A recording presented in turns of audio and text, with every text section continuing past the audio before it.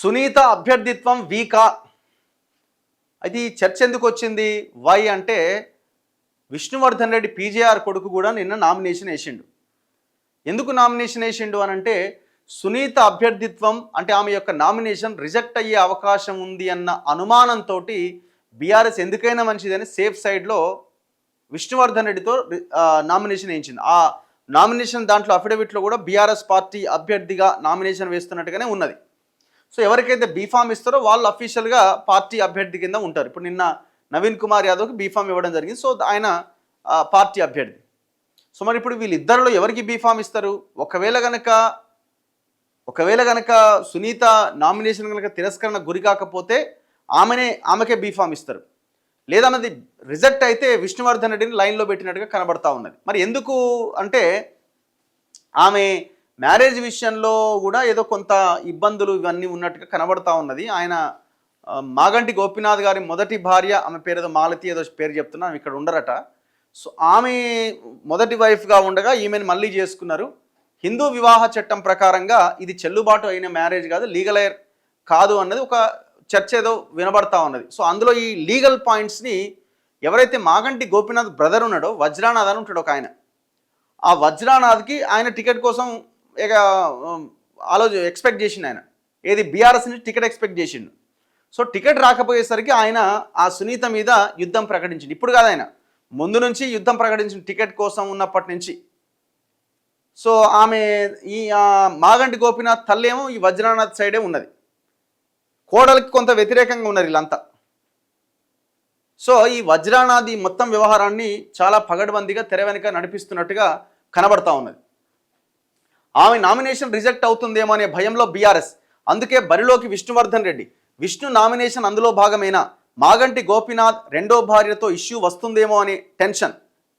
సునీతతో మాగంటి వజ్రానాథ్కు విభేదాలు. బీఆర్ఎస్ను టెన్షన్ పెట్టిస్తున్న మాగంటి గోపీనాథ్ కుటుంబ పంచాయతీ. అందుకే స్టాండ్ బైలో విష్ణు ఎంపిక. రాజకీయంగా నవీన్ యాదవ్కు కలిసి రాబోతున్న బీఆర్ఎస్ వ్యవహారాలు. సో ఇవన్నీ కొంత అసలు యాక్చువల్గా నవీన్ యాదవ్ మాగంటి గోపీనాథ్ మీద ఆల్మోస్ట్ సుప్రీంకోర్టు దాకా వెళ్ళి ఇక నెక్స్ట్ హియరింగ్లో నేను అనుకోవడం ఆయన విజయం సాధించబోతున్న క్రమమే అది. ఒకవేళ మాగంటి గోపీనాథ్ చనిపోకపోయినా బై ఎలక్షన్ రావడానికి అన్ని అవకాశాలు ఉన్నాయి. ఎందుకంటే ఆయన ఎక్కడా కూడా తన మొదటి భార్యకు సంబంధించిన వ్యవహారాన్ని కానీ ఆ పేరుని కానీ ఎక్కడ ఆయన ప్రస్తావించాలి అఫిడవిట్లో. సో దాన్ని ఛాలెంజ్ చేస్తూ నవీన్ యాదవ్ సుప్రీంకోర్టు దాకా పోయిండు. ఇంకా ఎవరో పోయిరు. ఎప్పుడైతే ఎలక్షన్ అంటే ఆయన చనిపోయి బై ఎలక్షన్ వచ్చిందో ఆయన అన్నో తమ్ముడు వజ్రానాథ్ ఆయన స్టార్ట్ చేసిండు. ఇక అసలు ఆమెకు టికెట్ ఎట్లా ఇస్తారు, ఆమె ఎట్లా ఆయనకు భార్య అవుతుంది అని ఈ వజ్రానాథ్ స్టార్ట్ చేసిండు. అయినా కూడా బీఆర్ఎస్ ఈ సెంటిమెంట్ ఏమైనా వర్కౌట్ అయిద్దేమో అని ఆ మహిళ అని ఆమెకి టికెట్ ఇవ్వడం జరిగింది. సో ఇప్పుడు మళ్ళీ అది తెర మీదకి వచ్చింది. ఎందుకు తెర మీదకి వచ్చింది? అందరూ సైలెంట్గానే ఉన్నారు కానీ విష్ణువర్ధన్ రెడ్డి చేత నామినేషన్ వేయించడంతో తెర మీదకి వచ్చింది. ఎందుకు వేయించారు విష్ణువర్ధన్ రెడ్డితో అంటే ఏదో ఒక సమస్య వస్తుందేమో అన్న కారణంతో ఈ విష్ణువర్ధన్ రెడ్డి నామినేషన్ సేఫ్ సైడ్గా వేయించినట్టుగా కనబడతా ఉన్నది. మరి ఏం జరుగుతుంది అన్నది చూడాలి. ఎలక్షన్ కమిషన్ ఏ నిర్ణయం తీసుకుంటుందో చూడాలి. ఎవరైనా కంప్లైంట్ చేస్తే అప్పుడు ఏమన్నా ఎలక్షన్ కమిషన్ ఆలోచిస్తుందేమో. మరి ఇప్పుడు వాళ్ళ అన్నే కంప్లైంట్ చేసేలాగా కనబడతా ఉన్నది.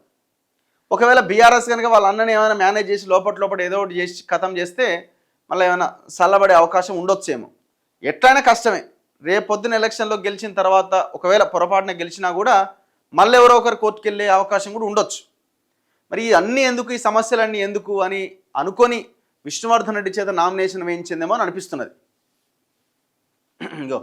జూబ్లీహిల్స్ ఉప ఎన్నికల సందర్భంగా బీఆర్ఎస్లో కాస్త ఆందోళన మొదలైందనే ప్రచారం జరుగుతున్నది. ఆ పార్టీ తరఫున బరిలో ఉన్న దివంగత శాసనసభ్యులు మాగంటి గోపీనాథ్ సతీమణి మాగంటి సునీత నామినేషన్ ఏమైనా తిరస్కరణకు గురవుతుందా అనే డౌట్స్ బీఆర్ఎస్ హైకమాండ్ని వేధిస్తున్నాయి. ఇందుకు ప్రధాన కారణం మాగంటి గోపీనాథ్ కుటుంబం పంచాయతీ అని తెలుస్తున్నది. మాగంటి గోపీనాథ్ రెండో భార్యతో సునీతకు ఏమైనా ఇబ్బందులు రావచ్చనే చర్చ గ్రేటర్లో మొదలైంది. గోపీనాథ్ చనిపోయిన సందర్భంగా అతని సెకండ్ వైఫ్ అప్పట్లో గొడవ కూడా చేసిందనే ప్రచారం ఉంది. ఫస్ట్ వైఫ్ ఆమెనే, ఈమెను తర్వాత చేసుకున్నాడు. అయితే ఈ పంచాయతీని బీఆర్ఎస్ అగ్రనేతలే సెటిల్ చేసి ఇష్యూను కూల్ చేశారనే డిస్కషన్ కూడా మీడియా వర్గాల్లో ఉన్నది. ఇక మాగంటి గోపీనాథ్కు సంబంధించిన కుటుంబ పంచాయతీ గతంలో కోర్టు కేసుల వరకు వెళ్ళినట్టు సమాచారం. ఇప్పుడు ఈ వ్యవహారాలే ఎక్కడ సునీత నామినేషన్ విషయంలో ఇబ్బందులు కలిగిస్తాయని ఆందోళన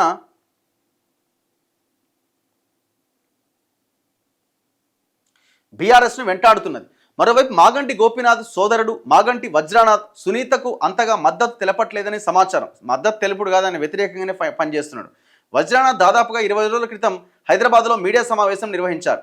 ఈ సందర్భంగా వజ్రనాథ్ బీఆర్ఎస్ అధిష్టానాన్ని టార్గెట్ చేశారు. పార్టీలో కష్టపడి పనిచేసిన వారికి గుర్తింపు లేదని అసహనం వ్యక్తం చేశారు. పార్టీ కోసం శ్రమించిన వారిని పట్టించుకుంటే బాగుండేదన్నారు. ఇదంతా పరోక్షంగా వజ్రనాథ్ జూబ్లీహిల్స్ టికెట్ ఆశించడంలో భాగంగానే ఆయన తన ఆవేదన బీఆర్ఎస్ అధిష్టానంపై చూపించినట్లు అప్పట్లో ప్రచారం జరిగింది.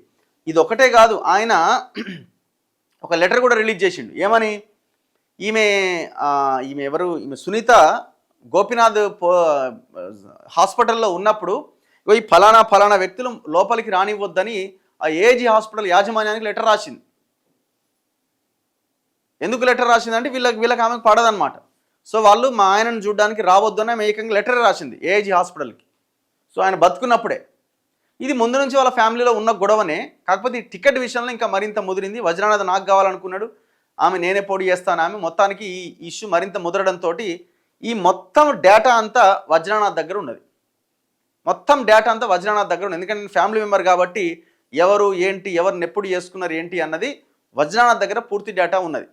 సో ఇప్పుడు బీఆర్ఎస్ భయం ఏంటంటే ఎక్కడైనా ఆమె అభ్యర్థిత్వం పోతుందేమో అన్న కోణంలోనే ఆయనతో నామినేషన్ వేయించింది. చూడాలి మరి ఏం జరుగుతుంది. ఏది ఏమైనా ఈ ఎలక్షన్ మొత్తం నవీన్ యాదవ్ కోసమే ఎలక్షన్ వచ్చినట్టు కనబడుతున్నది. ముందు నుంచి ఆయనకు ఫేవర్గానే వ్యవహారం అంతున్నది. ఒకవేళ ఆయన చనిపోకపోయినా బై ఎలక్షన్ వచ్చేది దాదాపుగా. ఎందుకంటే ఆయన కొన్ని అఫిడవిట్లో కొన్ని అంశాలు పెట్టలే, చాలా కీలకమైన అంశాలు. ఆల్రెడీ లాస్ట్ హియరింగ్ దగ్గరలో ఉన్నప్పుడే ఆయన ఈ కోర్టు కేసులు దీంట్లోనే తిరుగుతూ హెల్త్ హాస్పిటల్కి వెళ్ళాల్సిన చెకప్ను కూడా మర్చిపోయి ఎవరో ఒక సుప్రీంకోర్టు పెద్ద ఆయనను కలవడానికి పోయినప్పుడే ఆయన ఈ కుప్పగూలినట్టుగా వార్తలు వస్తున్నాయి. మొత్తానికి అల్టిమేట్గా ఎలక్షను నవీన్ యాదవ్ కోసం వచ్చినట్టుగా ఉన్నది. ఈ గొడవలు ఇవన్నీ చూస్తుంటే ఆయనకి పాజిటివ్గా ఆయనకి వాతావరణం మారేలాగా కనబడతా ఉన్నది. ఆల్రెడీ ఆల్మోస్ట్ ఆయన పేరు ప్రకటించినప్పుడే పాజిటివ్గా మారింది.